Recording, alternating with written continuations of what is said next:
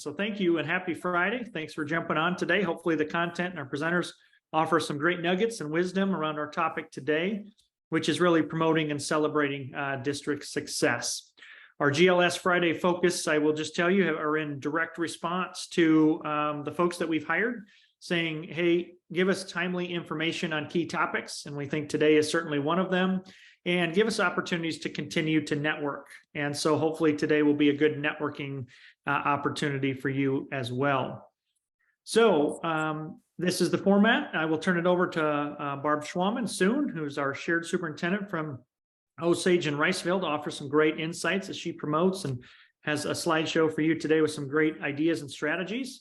And then Dr. Eric Knost, former superintendent at Lewis Central, and rock star in the field, will share some insights as well. And then depending on how many people we have on, we'll pop in some breakout groups and they can network with you. And if we don't have that many people on, we'll have a group discussion here.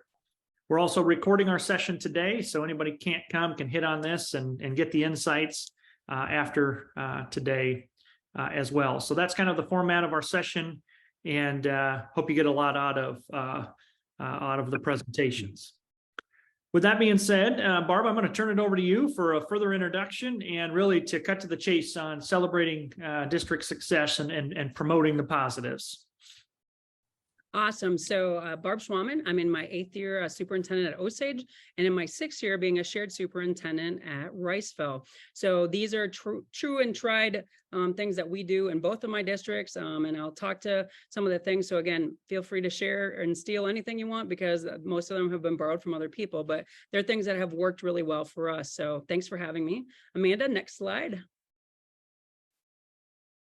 All right, so I'm a big Todd Whitaker fan, and early on in my career, got to see him speak. And so raising the praise, we have to continue to raise the praise and tell our own stories and do all of those things. So we give out Green Apple Awards. Our Green Apple Awards are in Osage because our school color is green and obviously green apples, but it's something where staff nominates each other for a Green Apple Award for positivity and going above and beyond. So again, they're nominated by other staff members for anything that they've done. And it could be something that's little, small, big.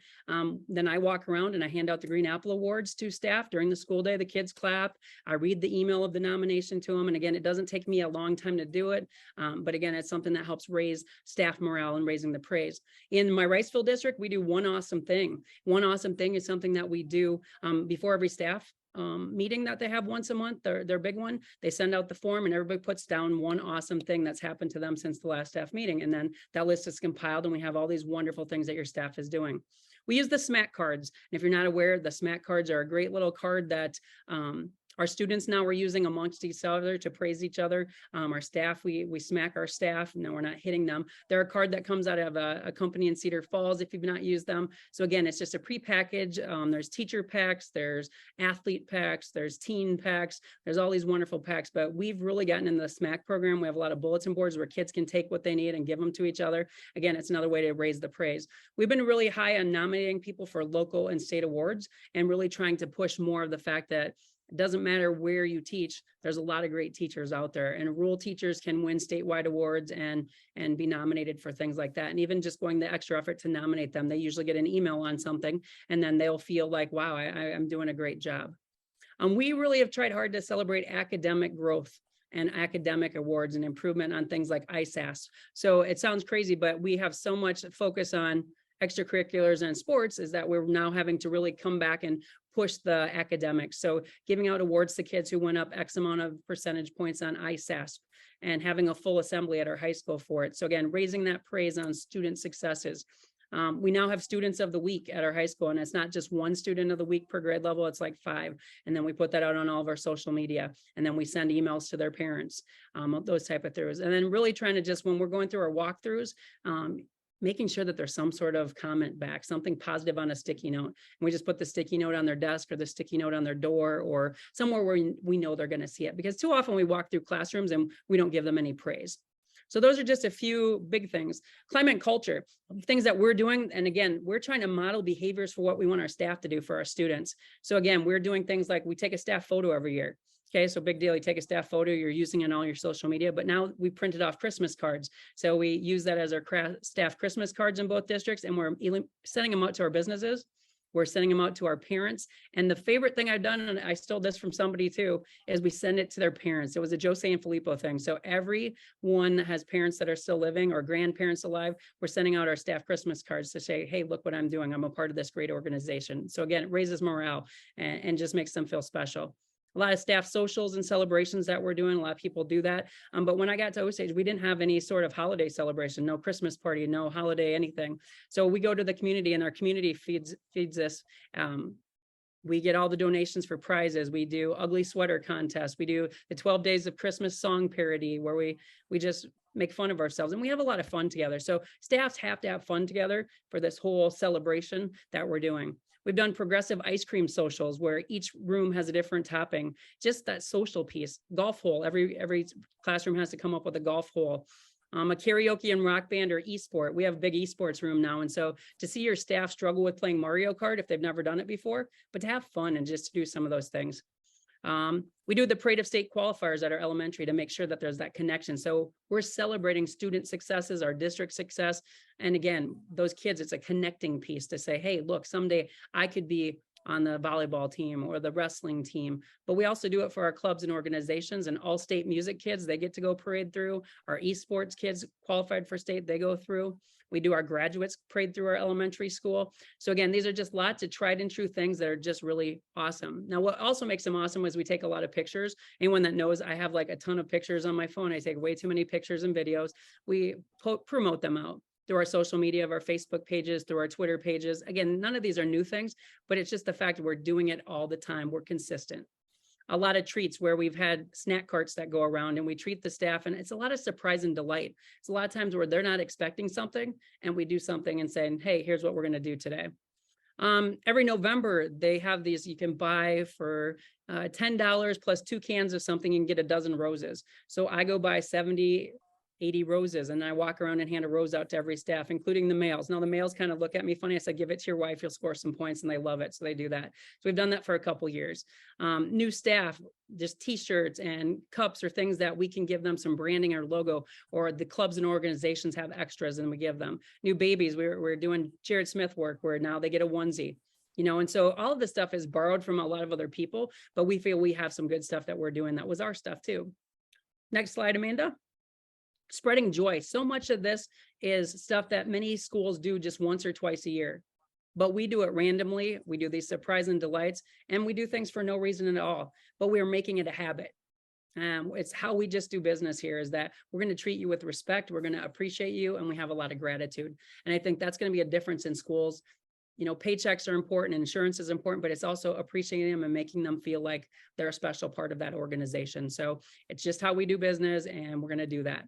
You might have to look at your revenue purpose statement as a superintendent, because again, it's how you spend tax dollar money. Some people question it. I spend quite a bit out of my own pocket sometimes, not always the best thing, but it also, I feel like it's worth it. You're paid a good amount of salary in your districts, and I buy all my stuff local. It's crazy. I don't have an Amazon. Okay, but we can do everything in my communities locally. And so again, it's a great business connector. It shows those businesses that, hey, I'm also investing in you and I want to be successful. Yes, your tax dollars are paying for me, but I'm going to help you as a business back. So really excited about that. This community celebration, next Friday is our Christmas party. And so right now I just send out an email to all of our chamber members and say, any donation, no, it can be big, small, doesn't matter.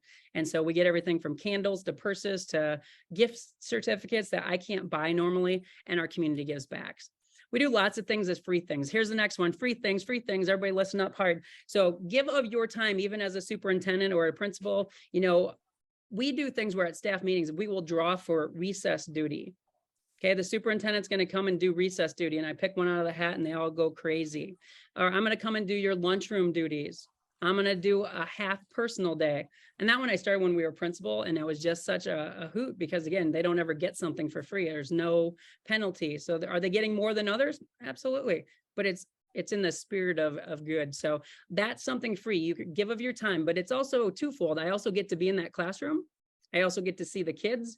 I'm relationship building in a totally different way. And you're also getting your feet back in it. So I love free things. And I think that one is one of the best ones that I'm sharing today. We do a lot of personal notes.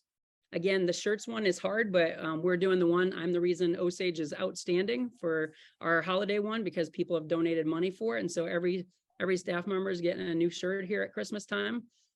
Secretary's Day, we give them a half a day off and they all get to hang out together and go out to eat. So just a lot of things that really make people feel like they're valued.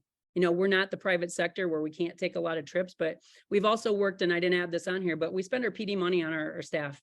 Our staff has been able to travel with their PD, and we've sent staff with computer science initiatives to Philadelphia, to Seattle, to Florida, to New Orleans. And it sounds ridiculous, but we're allowed to do that. They can go to conferences. And not only are you building capacity for the content knowledge, but you're also building capacity for the social piece. And the social piece is kind of missing. Everybody's so busy. But those teachers that go on these trips together, we once took 50 people on a PLC trip up to Minneapolis and spent 3 days together and rode a charter bus together. It was forced socialization, but you know what? It was the best thing we ever did because, again, people understood each other more as human beings, more as moms, dads, all of those different things. So none of this is brain science. It's just how we have done business, and it's been successful in the 2 districts. You might try some of these things and people might think that's absolutely crazy in your district. So, and then just telling your story, Joe Sanfilippo, we had him come to our district many moons ago, and I was crazy on social media and people would maybe make fun of me a little bit. And then Joe came and then they're like, oh, we understand what you're doing now. And they all got his book. And so now they understand. And so that's really helped us because we want to drown out that negativity. So Facebook, Twitter, Instagram, we do a lot with a media company, and we make special videos that are just 2 to 5 minutes on something special. One of the ones we did was we had a bus driver that saved a kid's life. So we made a video about it. The last one that we just did was we had the state fair queen. So we did our last state fair queen was in 1996. We interviewed her with the new one, just things like that to tell that story. And then newsletters and newspapers, 60 to 70% of your patrons do not have kids in your schools. I repeat.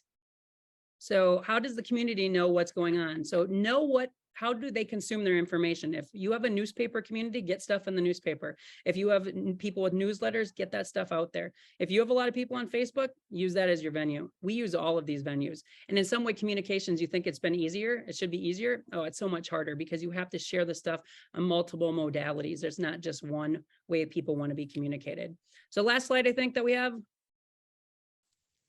Promote. I think that's a big piece of being a superintendent that sometimes people don't think about. You think you're doing the finances, you think you're doing HR, you think you're instructional leadership. And I agree, all of those things are very important. I repeat, they're all very important. But sharing and celebrating your district successes further enhances the positive things that are happening in education. And I'm looking at this now as a statewide level. Sometimes you're creating the content, sometimes I take the pictures and I upload it. Other times I'm just sharing what my other people have been out there. So I'm connected with a lot of my staff on social media. It shows that you care about your kids, and it shows that you're caring about your successes. And it can be small success. It can be big success. One of our latest posts that we just shared, a kid brought $20 in that he found on the playground. He gave it to the principal. The principal came back yesterday and gave Beckett the $20 back. And he also gave him a golden ticket, which is a PBIS strategy. I found out today what happened with Beckett is Beckett brought the $20 back to donate back to their class Christmas thing where they buy things for other families. So they don't do Christmas exchange in their classroom. Beckett gave the $20 back to his class. They could buy it for kids that were more needy than him. So again, those are the little things, and we'll share that back out again, how he did that. Not planned. Equity, make sure you're sharing in all of the areas. Fine arts, academics, the character things, the extracurricular, not just the sports. It's easy to do that. That's the shiny thing. Everybody sees that, here's that. But we do a lot with our fine arts programs. We try to make sure there's a lot of academic posts on there. And again, we rely on the staff themselves to do it. So promote. Maybe one more slide. Am I done? Yeah, make the positive so loud that it drowns out the negatives. And I think we have to keep doing that and continue the traditions that were in place in your district, but create new traditions and celebrate in any way that you can. Life is too short not to enjoy and to celebrate all the positives that people are doing. We have too many critics in the world. So I am done. I appreciate it. Thank you so much. Well, thanks, Barb. Anybody that's on quickly realizes why we invited Barb to share some of these ideas. I love the student-centered approach. And promoting it. And like you said, if you're not telling your story and sharing the success, people often think, the negative and wonder. And I just want to ask one question, Barb. You don't have a communications director, I don't believe. This is you and principals and staff and sharing that. So this isn't something that you're putting on anybody else. No, this is me. And again, one of the major things as a superintendent, you are a communications person. All communications go through the superintendent's office. Would I love to have a communications director? Absolutely. But I also feel because I'm so invested in it, it makes me a better superintendent because I really know what's going on in all of those classrooms. I really know what's going on the day-to-day basis without having to be in all the classrooms. Am I seeing the best of the best out there? Absolutely. We all know we're putting our best stuff out there. Are there negatives in our districts? Absolutely. But we're going to tell the positives so they drowned out any of the negatives. Yeah, well said. Wow. And I'll be looking for those ugly sweaters and those pictures from your holiday parties coming up. They are ugly. Yeah. Well, thank you. And I'm going to turn it over here. Dr. Eric Knost, again, former superintendent at a couple districts, but finished at Lewis Central, and really appreciate. I've always admired for how he really has shaped districts, telling the story, success, and just his genuine approach to that. I think you're in for a treat with what he'll share as well. So turning it over to you, DK. Well, first of all, make sure my volume's good. Can you all hear me? Yeah. All right. Second of all, Barb, I think you lost that rock, paper, scissors challenge on purpose, because how on earth do you top such a good, thorough, full list of ideas and strategies, and stealing from people like Todd Whitaker and Joe Sanfilippo and even Jared Smith, our good friend. You just can't go wrong with that stuff. And so I've been doing this quite a few years. I've been a superintendent technically in 3 school districts. I was in public education for 34 years. I'm now back in Missouri, and I work for the Goodwill program in this region. They have adult high schools for folks that want to go back and get their college diploma, and they decided they wanted the superintendent for Missouri to do that. So I'm honored to do that work. But I'm a master at adjusting on the fly, and I'm listening to Barb, and I'm thinking, my goodness, I just need to accentuate what he had to say, because so many of those are such great ideas. And also, when Trent sent us this topic, I wrote down strategies to celebrate successes that promote school culture. I'm an overthinker, and I tend to analyze that, and I start thinking the word school culture, of course, is the magnifier there, the thing that you really zero in on. So I think I'm going to say, as far as those ideas and strategies, do everything that Barb just shared, and you're going to be wonderful. And I'm going to spend my handful of minutes speaking kind of to that school culture piece and how it can be a foundation underneath all those things those wonderful things that Barb shared. When I hear that statement, strategies to celebrate success that promote school culture, the first thing I think of is the concept that a positive school culture is how you celebrate successes, and one without the other, it just does not work. So there's two ideas or thoughts that kind of build on what I'll say in my few minutes. One is that, and I know Barb will agree with this, I can tell by how she presents the stuff that she's presenting, no level of celebrating alone will do anything for a positive school culture if you haven't already established or are working on establishing that as a priority. Building a culture of people. Say that again, culture of people, not a culture of compliance, not a culture of bureaucracy, which if we're not careful, that's what our state departments and all the accountability measures will do to us. They'll turn us into cultures of accountability, which will shadow and mask and hide all of those wonderful things that Barb was talking about. So that's one point. The next point, and Barb said this in a different way, but she said it multiple times. You are always promoting your culture. You don't have to try to promote a culture. You are always promoting your culture. It just depends what kind of a culture you're promoting. Good or bad, you are creating a culture. Good or bad, you are creating a presence. Good or bad, you are creating what your community, school community, internal and external, thinks of you and your leadership. So those 2 points, And I just want to tell you that this is over my years, this is what I've applied to every leadership job I've had in my superintendencies. I think I was just good enough in all of my roles to do well, but I've always been happy to say I was never asked to leave. And when I decided to leave, I was always asked to stay. And I feel pretty good about that. And I've always said that leadership is not rocket science. Running schools is not rocket science. Creating culture and celebrating people is not rocket science. Don't make it rocket science. But when I went to my second district in Missouri, it was the third largest district in the state of Missouri, 22,000 folks and 22,000 students, I'm sorry, in a very large community, 33 school buildings. And they had all kinds of problems. They had gotten a bad way. They lost the culture piece. They were playing defense.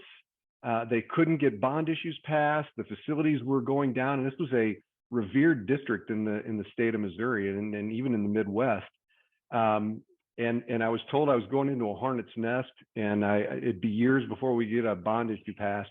I applied these principles, and in April of the very first spring I was there, we passed a very large bond issue to get some very needed things done. It wasn't rocket science. It was applying these things. So that's kind of my example of when I applied these culture building pieces. But back to those two things where I said no level of celebrating alone does anything for culture. You know, an example from that, how many of you, I'm sure you can think right now, were able to give bonuses from ESSER dollars over the past year, and there were versions of that all through the country. But we all know staff deserve that, right? They absolutely deserve that.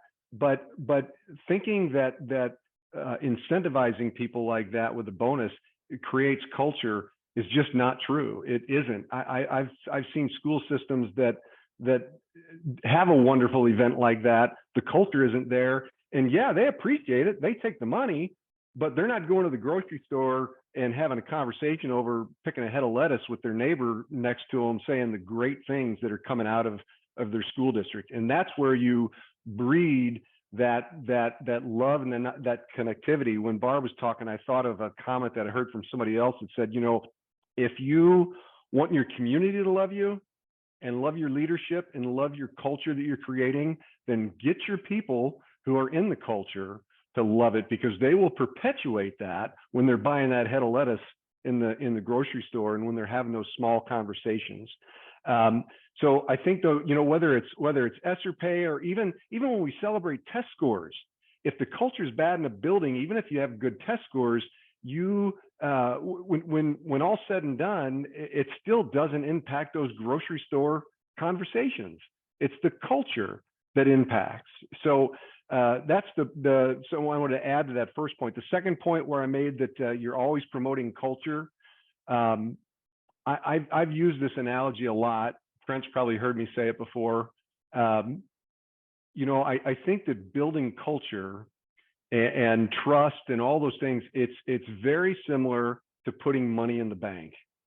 You know that if you're not saving money, if you're not putting money in the bank, when the day comes that you need that money, if it's not there, you're out of luck. And you can't suddenly find it. And that's the same with culture. If you're not building culture in the best of times, maybe when you don't feel that you need it as much, when the worst of times come, if you're not building it, it won't be there for you. So again, to Barb's point, that you're always creating something. You're creating some kind of a presence. It's either positive or negative. And the more you can stay on the positive side, the more you're going to thank yourself later, and your community is going to thank you. And, you know, the right culture, I would be remiss not to say this, and after many years of making plenty of mistakes, so the right culture in the culture to celebrate things and to make people feel loved and nurtured, and to have that perpetuate out into your community, starts with a very humble and even a vulnerable leader. And I got to tell you, there was a time in my career where I don't think I would have said vulnerable, because I came up through the system in the time when people said, never let them see you sweat. You know, you want to be rock solid, and you want to be rock solid in being a human being is what you want to be. And guess what human beings do? Human beings get upset. Human beings cry. Human beings are human beings. We are human. You know, we've got Caleb sitting here, and I got to throw some kudos over my buddy there, because Caleb, just went through I hope you don't mind me saying this, Caleb, but just went through a health scare a little while back, and he was putting that out on social media, and he was letting everybody feel his pain. And if that did anything for me, it made me realize he's 100 times more the human being I already thought he was. And that stuff resonates. That is culture. That is celebrating culture. That is what really makes your community stand out more than others. So I think we celebrate by creating a culture of people. Again, not a culture of compliance. You're going to get so much farther by investing in people and not requiring people to check boxes. What I mentioned when I went to the Rockwood School District as superintendent, and their test scores were suffering too. Do you know the first thing I said to a very large staff? We're going to focus on our culture, and we're not going to focus on test scores. And over the following 5 years, we ended up with some of the best test scores we ever had in the history of the district. And I don't think that's by accident. I think that's because culture drives everything. We celebrated the right things in a culture of people and not a culture of compliance. I'm going to try to wrap up here really quick, Trent. But I think, all of my examples that I had, Barb already said all of them and then some. So all of those things together with that foundation of that positive culture is just what really happens. And I want to make share, it's not really a quote, but fragments of various quotes that I wish I could say I coined this, but I didn't. But you know what will kill a culture in any organization, and definitely in a school community, is ego, selfishness, disloyalty. Those things can kill trust, kill culture, and you can give all the incentives you want, but if you don't have that piece along with it, that foundation of the culture, it's just not going to resonate into those grocery store conversations while people are buying a head of lettuce. I don't know why I chose a head of lettuce, but maybe that's where people tend to talk more in the grocery store. I want to end with this. I think I've done pretty good on time. I'm going to steal this. One of my biggest heroes in the education world is Sir Ken Robinson. I know those of us in Iowa got to see him up close and personal a few years ago, just before he passed. And I was thrilled to get to meet him and sign one of the books. But in one of Ken's old TED Talks, he draws a correlation to Death Valley. And if you know anything about Death Valley, it is basically the hottest place in our country. And because it's the hottest place in our country, nothing grows there. Everybody just knows it as that, desolate and, kind of yucky when you think about it. But there was some time, interestingly, history repeated itself this year. Death Valley actually flooded, but that ruins the story a little bit. But originally, there was a time when suddenly Death Valley had a ton of rain like they had never seen. And guess what happened? When spring hit, Death Valley was filled with flowers, and everything came to life, and there was this beauty bestowed upon Death Valley that the folks there had never seen. And the metaphor there, I think, is something for us as educators. I think it relates to culture, that every culture is there ready to come to life and spring to life. And you do that by breathing life into your community through your culture. And keep in mind, from the leader perspective, again, buying into all of Barb's examples, add to that on the leader perspective that you build your culture about by what you say, every word, by what you do, where you go, when you're there, how you carry yourself, how human you are. All of those things are priceless, and they provide inches forward, and all those inches and all those things and all those wonderful culture building celebration things that Barb talked to us about, they contribute. It's putting money in the bank, and when you need it, it's there. So breathe life into your culture, and that's the way I think as leaders we have to celebrate our successes. Celebrate the successes by giving the people who are creating the successes the best possible culture you can imagine, and a place that will, grow beautiful flowers, unexpected in a heartbeat. So that's what I'll leave you with, Trent, on my version of that. And I want to thank Barb, because that was just, I actually am glad that you won that rock, paper, scissors, because it was great hearing all those things, and it helped me frame my thoughts just a little bit better than probably where they were. So thank you for that. And the rock paper analogy there is who got to speak first today, for those that weren't in there. Thanks. And I just want to mention a couple things here. First of all, I think we all know with the challenges in education right now and some of the poor perceptions sometimes that we do ourselves as educators, we have challenges to get teachers in the profession, keep teachers in the profession, attract administrators, and keep them in the profession as well. And I think that's on all of us to continue to promote. I've also heard, as I do the work and try to poach and recruit people sometimes, that people won't leave because of culture. And both Barb and DK hit on that. I mean, one single administrator, one positive culture can keep people regardless of quite a bit of money in this day and age. And I think that's only going to become more evident. Also wanted to reference that I think one of the things we're saying today is you can't be who you can't. That's the other thing. Eric's style in leadership and how he builds culture is different than Barb's, is different than Caleb's, is different than Rob or Darren. And so I also know leaders that try to do things, or maybe read a book and try something that just seems out of character. And then it can, I think, take away and diffuse the genuineness of what you're trying to do in building culture. And Eric kind of mentioned that it has to truly be a genuine effort with staff and students. So I think that's worth noting in being yourself and how you develop and promote culture and success in your district as well. With that being said, I also threw in the chat, because both Barb and Eric referenced Jared Smith and his Turning Points book and some of his culture hacks that I quickly pulled up. I thought that was worth sharing. So we'll share it in this, and also a recap document from today. Today is meant to be a quick hitter, give you a lot of ideas. So if you're feeling like you just got hit with a water hose, good. That's the design, because you're not going to run with everything.